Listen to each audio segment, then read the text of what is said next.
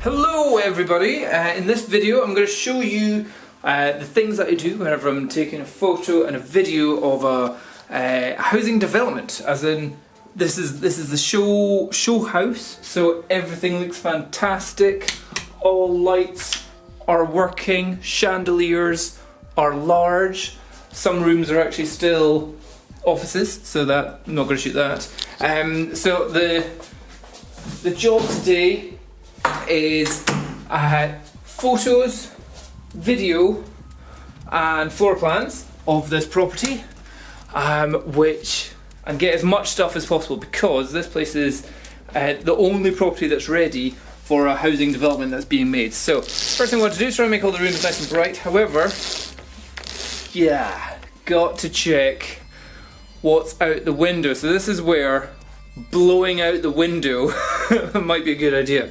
So yeah, exposing for the room so that the window is just pure white is probably the look I'm going to go for there, which will be fine for when doing video, because it's a fairly grey dark room lit by very weak light bulbs, so flash for the photos, but for video you just have to really up the exposure. Ooh, check out the bathroom.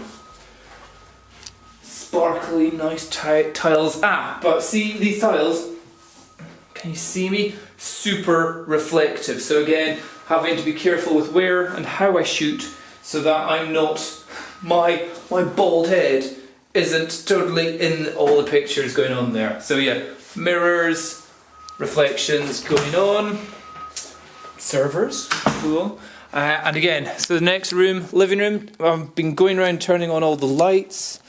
Let's just get whichever lights I can get on. I'll turn that on in a second. Again, this one, do I keep the blinds down or do I take them up? What's on the other side of this one? It does brighten up the whole room, and this one's not too bad actually. This one's green trees. So yeah, we'll keep that one open. Brings in a lot more light. And into the kitchen.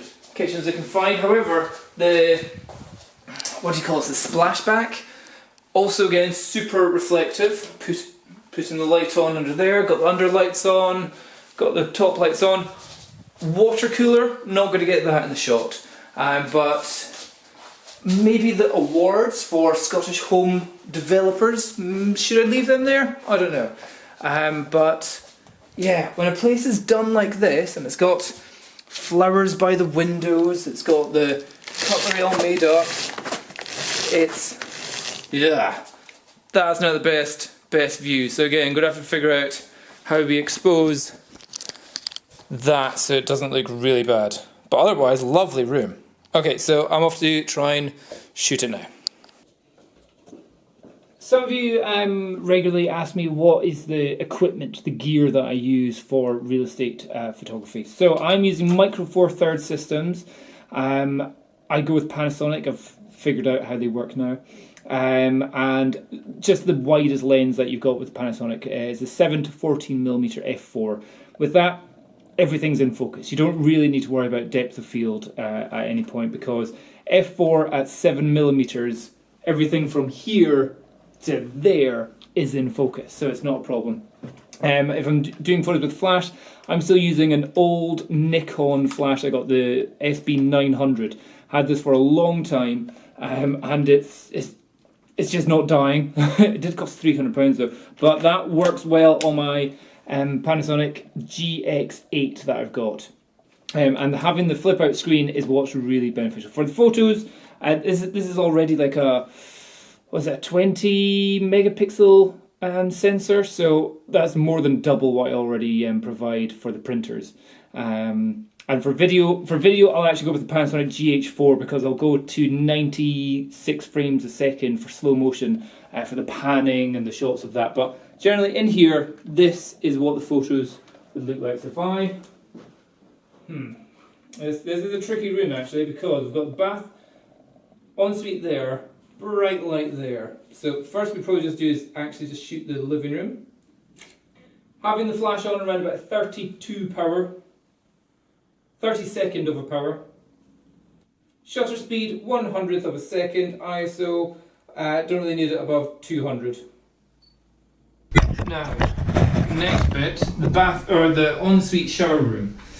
Generally, when shooting an ensuite shower room, you don't want to use flash. Not because it's an ensuite shower room, but because mirror doesn't go too well. So if I have it at what should be a decent setting, so again, 32nd of a power, and we're just having flash burn up in the ceiling there. Doesn't look all that great. So here, you have to take the flash off and shoot without any flash. So here, again, because I'm not at 7mm, I can have this down to a 20th of a second, f4, ISO, I'll bring up to ISO 400. Let's see how that looks now. That looks good, happy with that. Now I'll do it again, but without you in the shot. I would say the same goes for the second bathroom, one where I was worried about the reflection of my head, so take off any things which aren't needed, like the sign saying toilet not in use. Check, towels look fine, happy with them, it's all done nicely. Here, okay, this is a potential problem, is reflection off of one of these. So if you have it at an angle, again, you don't want to be using flash in a small room like this with all these reflections, so you're using ambient light. That's where we're having all the lights here, well, ambient light, the incandescent lights going on here. So you want to make sure you're not in the reflection of this. So sometimes have it just angle it a little bit, but not too much. You don't want it hanging out over the side like that, or looking like it's broken in any sort of way. So just having it there should be fine. So yeah, shot for this will look like this. Whoa.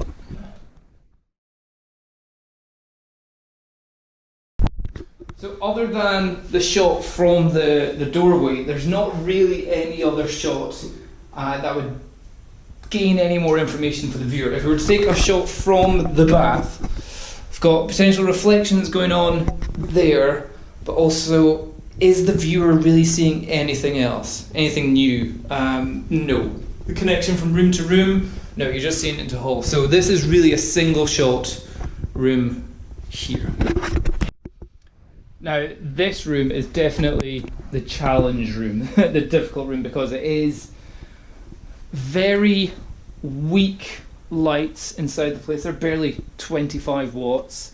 No other roof lights, or ceiling lights I should say, and the view at the back is that. We don't want to have the blinds down because then it'll be just really dark in here. So we need to be a little bit creative, but without seeing all that. And again, not using Photoshop, just using Adobe Lightroom. Let's see how this comes out. Right, at the moment, there seems to be just kind of no way for me to not show that out there. If I'm trying to get it so that there's a little bit, or it's not completely blown out there. So what I've done is put some flowers in the window. So these flowers were in the living room. So I've moved them. There's no problem with moving flowers. I think that's kind of a bit of a better position to have them in. And hopefully from the kind of angle we'll be shooting at, you'll still see the blue tarpaulin construction stuff going on out there, but it's a little bit more hidden by the flowers. There's nothing else I could really move. I can't move the table because that doesn't really go there. Is there anything else? Can't really. The lights are too big. They wouldn't really work. No, it's pretty much going with those flowers. So here goes the photo with the flowers. Okay, so just to explain the settings that I'm going on, what I'm wanting to show in this picture is over there we have gas central heating radiator, and over here we've got built-in wardrobe. So those are the main things I want to get in. This table that you're on isn't really of much importance. So again, I'm getting myself right in the corner here. I'm getting, again with my widest angle lens, we can see the radiator and the wardrobes. Now, you notice I've got the flash, is at a high power. I've got it at 1/4 power. For me, that's quite a high power. And I'm shooting it a wee bit back there. If I shoot it straight up the way, what happens at the moment just now from this position, yeah, we're getting a shadow cast by the by the ceiling light, which I think doesn't look that good. It just looks like too much flash. So by just tilting it a little bit, the light will be bouncing, more bounce light going on, and be a little bit warmer because it'll be hitting more of this wooden, this brown wooden door. I've got it at a fairly slow shutter speed because I want to see the light that is coming in. We are getting kind of shadows on the light falling in from the window there, which looks quite nice. So you want to kind of balance a little bit of the light coming in with the flash, but not have it so slow that we're getting a completely blown out window. Although at this kind of position or this time of construction, a totally blown out window wouldn't be too bad, but there are limits. So I'm having it a little bit blown out. Let's see, I'm going to go for a 50th of a second photo and f7.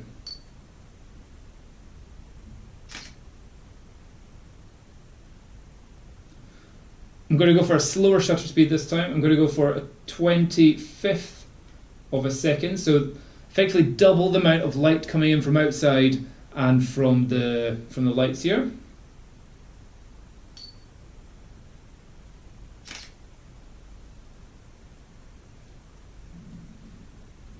So that brightens up the internal lights, and we can see the light coming in again. So again, I think I'm going to go even slower. I'm going to go for a 15th of a second. Again, handheld doing this. We'll see how sharp the images are afterwards. 3, 2, 1.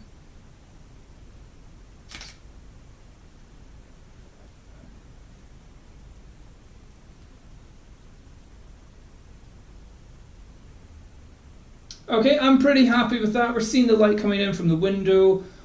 The whole room is nicely exposed, and we don't have obvious flash shadows being cast anywhere. I'm happy with that. Let's see if there's any other angles we can shoot this room from. There's really two other angles. This angle, good, shows the wardrobe, shows the hallway out there, and the other angle, this one, that is a really dull angle. It shows into the hall where all my stuff is at the moment, but otherwise this is really just two angles, this room, these two angles here. So again, from this shot you want to see the door, the wardrobe, and a little bit of the window and the flowers. So for this angle, because the light is completely different, we're wanting to show a little bit more of the bedroom lights. There is a strong light coming in from the window over there, but otherwise, let's see. So I'm going to keep it, I'm going to lower the flash power. Don't need that quite strong. Still have it at f7, and let's see, 15th of a second. What have we got? ISO 400, so we can see the door outside and a little bit of the flowers. 3, 2, 1. And if we lower the aperture down to f4, this should make it a good bit brighter. And if we make it a 50th of a second, 100th of a second. I would say the first one that I shot with was probably my favourite balance of light going on there. Now onto the living room. Now this is a challenge because there's going to be quite a few angles going on here. So first of all, I need to move my stuff out of the hall. I've got my camera bags and my gimbal and all that stuff there. So we've got the initial shot here. Again, we've got a bit of an issue of the outside of that window. Might pull the blind down on that one because we're not getting a lot of light coming in from there.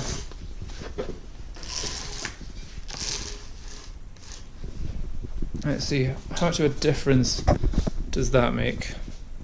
A little bit of a difference. We can maybe pull the blind down on this one as well, about halfway.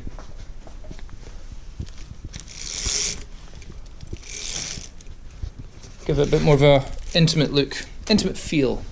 So we're using more of the natural, more of the lights inside here, not the flash or the sun outside. So yeah, angle-wise, we've got from the doorway, definitely, showing the kind of layout of the where you would sit and where you would dine.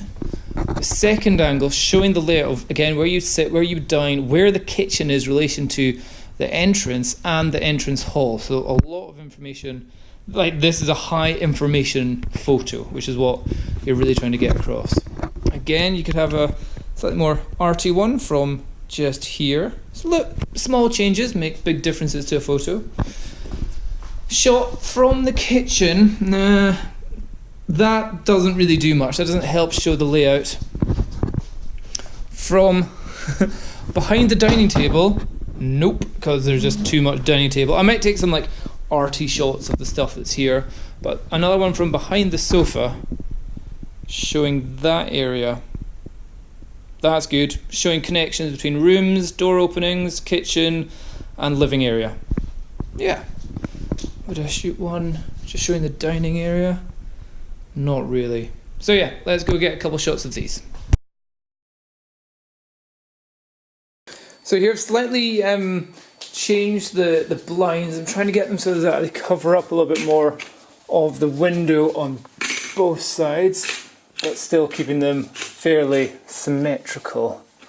That the more droopy, I think is the term, more droopy.